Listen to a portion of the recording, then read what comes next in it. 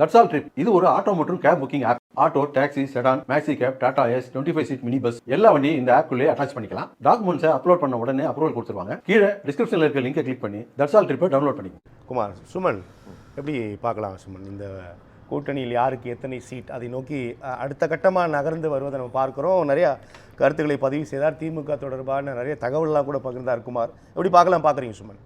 கடந்த வாரம் வரையிலும் திமுக கூட்டணிக்குள்ளே காங்கிரஸ் இருக்குமா இருக்காதா, அது ஆட்சியில் பங்கு கேட்கிறது, அதிகாரத்தில் பங்கு கேட்கிறது, அது முரண்பாடான பல விஷயங்களை வெவ்வேறு நபர்கள் செய்கிறாங்க. குறிப்பாக தாவேகா தலைவரை போய் பிரவீன் சக்கரவர்த்தி பார்த்துவிட்டு வருகிறார். இவர் மாணிக்கம் தாக்கூர் முரண்பாடாக பேசுகிறார். இப்படி பல்வேறு குளறுபடிகள் இருந்து கொண்டிருந்தது. ஆனால் இன்னைக்கு சினாரியோ என்பது முற்றிலும் வேறாக இருக்கிறது. அவர்கள் கூட்டணி பேச்சுவார்த்தையில் இருக்கிறாங்க. அவர்களுக்குள் இந்த ஆட்சியில் பங்கு, அதிகாரத்தில் பங்கு, இது எல்லாமே சொல்லப்படக்கூடியது.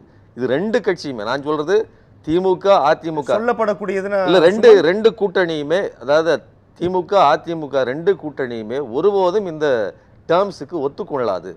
அதிமுகவும் அவங்க பொதுக்குழு கூட்டி பேசியது என்பது ஒருபோது நாங்கள் ஆட்சியில் பங்கு, அதிகாரத்தில் பங்கு வழங்க முடியாது.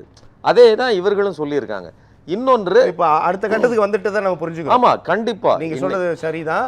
ஆனால் இன்றும் மேலிட பொறுப்பாளர் கிரீஷ் சோடங்கரோட அல்ல, அது எங்களுடைய டிமாண்ட், அதாவது எங்களுடைய முழக்கு, எங்களுடைய டிமாண்ட்னு சொல்லியிருக்காரு தவிர அதை நாங்கள் கேட்டு பெற்றே தீருவோம், அதுதான் எங்களுடைய ப்ரையாரிட்டி. அது அவர்களுக்கான உரிமை.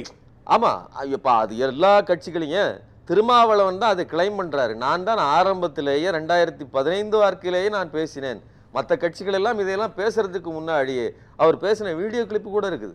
திமுக குறித்து விமர்சனம் பண்ணிட்டு தான் சொல்றாரு. ஆனால் இன்னைக்கு வெற்றி அப்படிங்கும்போது எல்லாரும் கூடி நிற்கணும். ஏன் அதே திருமாவளவன் தான் நான் கடந்த இதே இடத்துல பேசியிருக்கிறேன். கமலஹாசன் அவர்கள் வாங்க நம்ம கூட்டணிக்கு நான் அதிகமான சீட் தரேன்னு சொல்லும்போது அதை ஏற்றுக்கொள்ளவில்லை. அதற்கு முரணாக சென்னையில் ஒரு இடத்தை வாங்குவது என்பது வேறு, செங்கல்பட்டு தாண்டி பல ஏக்கர் வாங்கினாலும் அதற்கு நிகராகாதுன்னு சொன்னார். விளக்கத்தில் அதே மாதிரி அதில் வெற்றியும் பெற்றார். இந்த முறையும் நீங்க பார்த்தீங்க அப்படின்னு சொன்னா இவர்கள் அதிகமாக 41 சீட்டு, ஒரு 2 ராஜ்யசபான்னு கூட வெளியில சொல்லிக்கிறாங்க. 2 ராஜ்யசபா, ஒரு சில ராஜ்யசபாங்கிறது அவர்கள் முடிவு செய்வார்கள். எனக்கு தெரிந்து 23லிருந்து 25 அந்த கடைசி வாங்கிய 25 நம்பருக்குள்ள தான் சேரும். அதே மாதிரி ஒரு ராஜ்யசபா எம்பிக்கு வாய்ப்பு இருக்கிறது. ஏன் அப்படின்னா, கடந்த முறை வெளியில் நின்று எதிர்த்து களம் கண்ட கமலஹாசன் இந்த முறை திமுக கூட்டணிக்குள்ளே இருக்கிறார். அதே மாதிரி தேமுதிக பழம் நழுவி பாலில் விழும்னு 2016 சொன்னது 10 வருட இடைவெளிக்கு பிறகு இப்போது விழுந்திருக்கிறது. அப்போ இவர்களுக்கு எல்லோருக்கும் பங்கு வைத்து கொடுக்கணும் அப்படின்னா, பழமும் விழுந்து விட்டது, பலாப்பழமும் விழுந்து விட்டதெல்லாம் கூட விமர்சிக்கிறாங்க. ஆமா, அவரோட இணைப்பை நான் சொல்றேன். இல்ல, விமர்சனம் எதுவாக இருந்தாலும் இல்ல சொல்றேன், வெறுமனே அவர் அதாவது ஓபிஎஸ்ஐ பொறுத்தவரையிலும் கடந்த முறை பலாப்பழம் சின்னத்தில் நின்று கிட்டத்தட்ட 3,44,000 வாக்குகளை பெற்று 2வது இடத்துல இருக்கிறார். 32% கிட்ட வாக்குகளை பெறுறாரு. அதுவும் அவருக்கு நேரடியாக அறிமுகமான தொகுதி கிடையாது. இன்னொன்று, கூட்டணி சிக்கல் அவருக்கு இல்ல, அவர் கட்சியிலே தன்னை இணைத்துக் கொண்டார். அதனால இல்ல, இந்த கூட்டணி சிக்கல் அவருக்கு, அதை நம்ம அப்படி பேச இல்ல, அவருக்கு கூட்டணி சிக்கல் கிடையாது. ஆனால் அவருடைய வாக்குகளும் சேர்ந்து வரும்போது, நான் என்ன சொல்றேன்னா, கூட்டணியில் 1000 முன்ன பின்ன இருந்தாலும் கூட பகிர்ந்தளிக்கப்படும் போது குறைந்த சீட்டுகள், அதாவது கடந்த முறை வாங்கியதை விட ஓரிரு சீட்டுகள் குறைவதற்கு வாய்ப்பு உண்டு. ஏன்னா 17 கட்சிகள் இருக்குது குறைவதற்கு. ஆமா, நீங்க யார் எவ்வளவு கேட்பது அவரவர் உரிமை.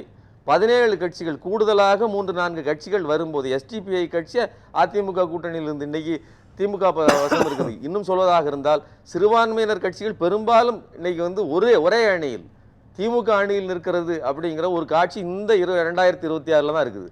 அப்போ கூட்டணி வலுவாக அமைந்து விட்டது. இந்த பக்கம் அதே இதை பார்த்தீங்கன்னா, அதிமுகவை பொறுத்தவரைக்கும் கூட்டணி அமைப்பதிலேயே பல சிக்கல் ஏற்பட்டிருக்கிறது. நீங்க பார்த்தீங்கன்னா, அவர் தாவேக்காவை இன்னைக்கு ஊரில் இப்போ இனிமேலும் தாவேக்கா வரும்னு பேசிட்டு இருக்காப்புல என்டிஏ கூட்டணிக்குள்ள.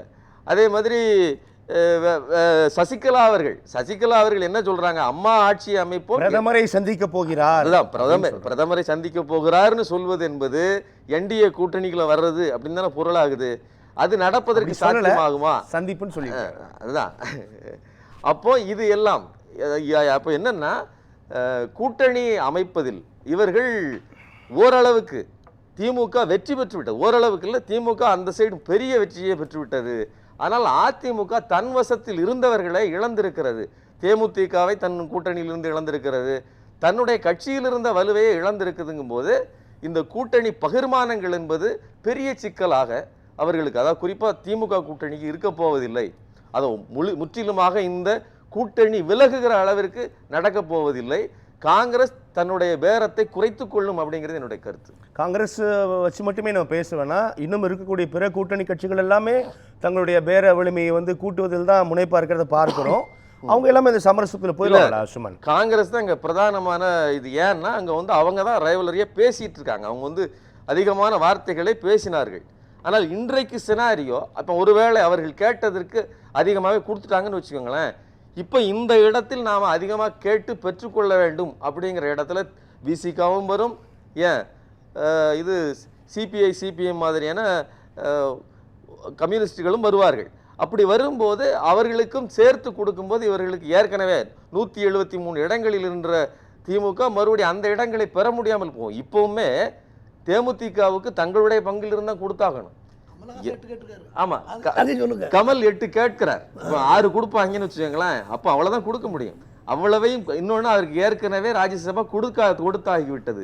இவ்வளவையும் அவர் சின்னத்தை காப்பாற்றிக் கொள்ள 12லாவது போட்டியிட வேண்டும்லாம் தகவல் இருந்துச்சு. மக்கள் நீதி மையம் 12 கேட்கிறார் அப்படின்னு ஒரு தகவல் இருந்துச்சு. இப்போ 8ன்னு நீங்க சொல்றீங்க.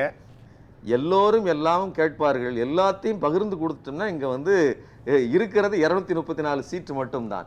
அப்போ கூட்டணியை வலுவாக அமைத்து விட்டார்கள் அப்படிங்கிறத மட்டும்தான் நாம் இங்க பேச முடியும். அப்படி பார்க்கும்போது இந்த கூட்டணி சிதைப்பதற்கு ஒருவர் வந்து நின்னார் இல்லையா, விஜய். அவர் கூட்டணி ஒரு கூட்டணியாவே வரல.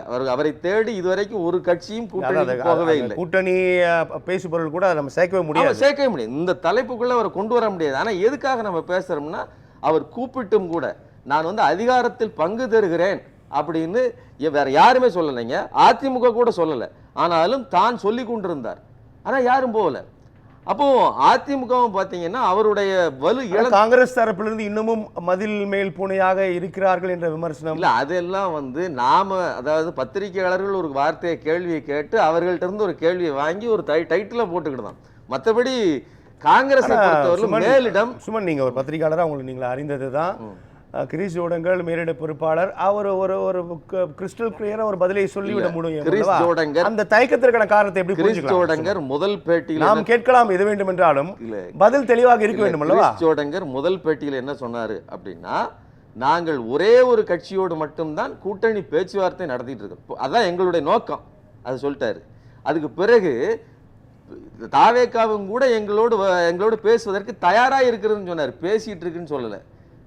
அப்போ நாங்க அவர்களோட பேசிக்கிட்டு இருக்கோம் அப்படின்னு எந்த இடத்துலயுமே சோடங்கர் சொல்லவில்லை. அதற்கான பொருள் அவர்கள் எங்களோடு பேசிக் கொண்டிருக்கிறார்கள். எங்களுக்கு ஒரு ஆப்ஷன் இருக்குது, but we only tick the A. இந்த ஒரு ஆப்ஷனை மட்டும்தான் நாங்க டிக் பண்ணியிருக்கிறோம் அப்படின்னு அர்த்தம். சரிங்களா? இதுக்கு புது பொருள்லாம் கொடுக்க வேண்டிய அவசியம் இல்லை. இன்னொன்னு, கூட்டணி பேச்சுவார்த்தை நடந்து கொண்டிருக்கிறது. இது பெரிய அளவில் நாம பேசுவதனால் மாறிவிட போவதில்லை. பெரும்பாலும் எனக்கு தெரிந்து 25 தொகுதிகளுக்கு கீழே 23 அல்லது 25 அதிகபட்சம், இவ்வளவுதான் முடியுங்க என்னுடைய கருத்து. இல்லை, நீங்க நாம் பேசுவதால் மாறிவிட போவதில்லைன்னு சொல்றீங்க. ஆனா கூட்டணி இன்டாக்டாக இருக்கிறார்கள், கூட்டணிலாம் செட்டில் ஒன்று ஆயிடுச்சு என்ற அடுத்ததுதான் தொகுதி பங்கீடு.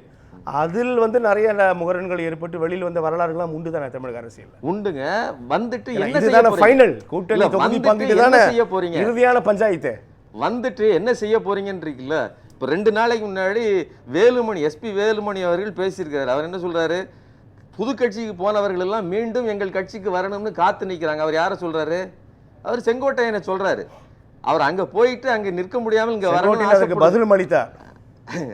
சரிங்களா? அப்போ அந்த நிலைமை இருக்கும்போது ஒருவரை நம்பி, அன்டெஸ்டட் அன்ப்ரூவன் இருக்கக்கூடிய ஒருவரை நம்பி ஒரு தேசிய கட்சி, பல முறை ஆட்சி அமைத்த கட்சி ஒருபோதும் செல்லாது. விஜய் நிரூபிச்சுட்டு வரட்டும். இப்போ விஜயகாந்த் வந்து முதலில் நின்று 5-6% வாக்குகளை பெற்று தன்னை நிரூபித்தார் 2006 தேர்தலில். அதுக்கு பிறகு 2011 அவருக்கு ஒரு வேல்யூ வந்துச்சு. விஜய் என்ன நிரூபித்திருக்கிறார்? இன்னைக்கு கேஸ் போட்டாங்க இல்லையா, எஸ்ஓபி குறித்து கேஸ் போட்டிருக்காங்க விஜய் தரப்பில். அவருடைய இணை பொதுச் செயலாளர் பிடிஆர் நிர்மல் குமார் தான் போட்டிருக்காரு. ஆமா, சிடிஆர் நிர்மல் குமார் தான் போட்டிருக்கிறாரு. அந்த கேஸ்ல வந்து நீதிபதிகள் சொல்லியிருக்காங்க, அங்கீகரிக்கப்பட்ட கட்சிகளுக்கு தான் ஃபர்ஸ்ட் ப்ரையாரிட்டி, அவங்க கேட்டால் தான் கொடுக்கணும். நீங்க எத்தனை தேர்தல்களில் நின்று வெற்றி பெற்றிருக்கீங்கன்னு கேட்டிருக்காங்க. அப்ப அந்த கேள்வி தானே ஒரு அபிஷியல் கேள்வி. விஜயை எந்த விதத்தில் நாம் வந்து மதிக்கணுங்கிறதுக்கு கோர்ட் என்ன விதத்தில் மதித்ததோ அதுதான். அங்கீகரிக்கப்பட்ட கட்சி முந்தைய தேர்தலில் எவ்வளவு வாக்குகள் சதவீதம் பெற்றிருக்கீங்கிறத வச்சுன்னு சொல்ல முடியுமே தவிர விஜய் மேடையில் 30% பெற்றுவேன் அப்படின்னு சொல்லுவதால் காங்கிரஸ் இதை நம்பி ஏமாந்து செல்லுங்கிறது எந்த விதத்தில் சரியாக இருக்க முடியும்? நாம் பேசலாம். சீட்டுகளை எல்லோரும், அதாவது தொகுதி எண்ணிக்கை அப்படிங்கிறத தான் அவங்க சொல்லியிருக்காங்க. ஆனால் தொகுதி எண்ணிக்கைங்கிறதுல மொத்த தொகுதிகளின் எண்ணிக்கை தான் முக்கியமானது. ஏன்னா அது மாறப்போகிறது இல்லை. கேட்கிற டிமாண்ட் வேணால் மாறப்போகுது. இப்போ இந்த டிமாண்டில் வந்து ஏற்கனவே சொன்ன மாதிரி ரீஅக்ரிமெண்ட், அதாவது அக்ரிமெண்ட் ரெனிவல் அப்படிங்கும் போதே சுமன் சிறிய குறுக்கீடு. கூட்டணி கட்சிகள் அந்தந்த கட்சிகளோட கோரிக்கை தான் நம்ம அதை அப்படி புரிஞ்சுக்கணும் இல்லையா? ஆமாம் ஆமாம், இப்போ நீங்கள் அப்படி தான் புரிஞ்சுக்கணும். சார் சொன்ன மாதிரி அக்ரிமெண்ட் ரெனிவல்ங்கிற போது எந்த பிரச்சனையும், அதாவது கொஞ்சம் கூட குறையாக இருக்கலாம். நாங்கள் கேட்டதை விட ஏற்கனவே இருந்ததை விட கூடத்தாங்கன்னு கேட்கலாம், அல்லது இல்லை குறைச்சிக்கங்கன்னு மேலேருந்து சொல்லலாம். அதாவது பெரிய கட்சி சொல்லலாம். இதுதான் அதுக்குள்ளே இருக்கக்கூடிய அலைன்மெண்ட் சேஞ்சு. பட்டு ஏற்கனவே கூட்டணியாக இணையாத புது கூட்டணிக்கு பொறுத்தவரையிலும் அவங்க இனிமேல் தான் முழுவதுமாக சொல்லும்போது செம்பாதியாக சொன்னார். இப்போ பாஜக வந்து 60 தொகுதிகளுக்கு மேலே கேட்குது அப்படின்னு சொன்னால் அது என்ன சொல்கிறது, அதிமுகவுக்கு பலவீனமான ஒரு இடத்தை தான் கொடுக்க போகுது. அப்போ அதிகமான தொகுதிகளை அவர்கள் தான் பேரம் பேசி முடிச்சுக்கணும். இன்னொன்று, கூட்டணியாகவே ஒன்று குவிக்கப்பட்ட இடத்தில் இங்கே திமுக கூட்டணி மட்டும்தான் இருக்கிறது. அதிமுக குறித்து பேசுறதுக்கான அங்கே ஸ்பேஸே இல்லைங்கிறத கட்சிகளின் கொள்கை அப்படின்றது ரொம்ப குறைவாக கொள்கையில் இன்னைய தேதிக்கு பார்த்தீங்கன்னா கொள்கையை குறித்து நம்ம பேச முடியாது. நாம் ஏற்கனவே சொன்ன மாதிரி ஓபிஎஸ் அவர்கள் போன முறை பாஜக கூட்டணியிலிருந்து தான் இன்றைக்கி இங்கே வந்து இருக்கிறாப்புல. அதனால் கொள்கை அங்கே தீர்மானகரமான சக்தி இல்லை. இப்போ தெற்கு மாவட்டத்தில் முக்குளத்தோர் வாக்குகளை பிரிப்பதற்கு ஏற்கனவே அதிமுகவிலிருந்து புது கட்சி தொடங்கியிருக்கிறார் சசிகலா.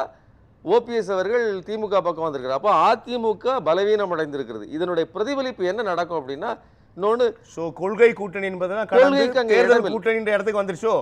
கொள்கைங்கிறது வந்து கொள்கை கூட்டணிங்கிறது திமுக ஏற்கனவே இருந்த கூட்டணி இருக்கு இல்லையா, அது கொள்கையோடு சில அடிப்படை கொள்கை என்ன அப்படின்னா, கொள்கைங்கிறது இங்கே முக்கியமாக என்ன பார்க்கணும்னா, பாஜகவினுடைய எழுச்சி இங்கே தேவையில்லை அப்படின்னு நினைக்கக்கூடிய மதவாதம் சாதியவாதம் இதற்கு எதிரான ஒரு கூட்டணி இப்படி தான் வச்சுக்கிட முடியுமே தவிர, முற்றிலுமாக மதவாதத்தை ஆதரிக்கக்கூடிய கூட்டணியாக இருப்பதை கொள்கை கூட்டணி நம்ம எடுத்துக்கிட முடியாது. இப்படித்தான் அதை கொள்கை கூட்டணி டிஃபைன் பண்ணிக்கிட்டாங்க.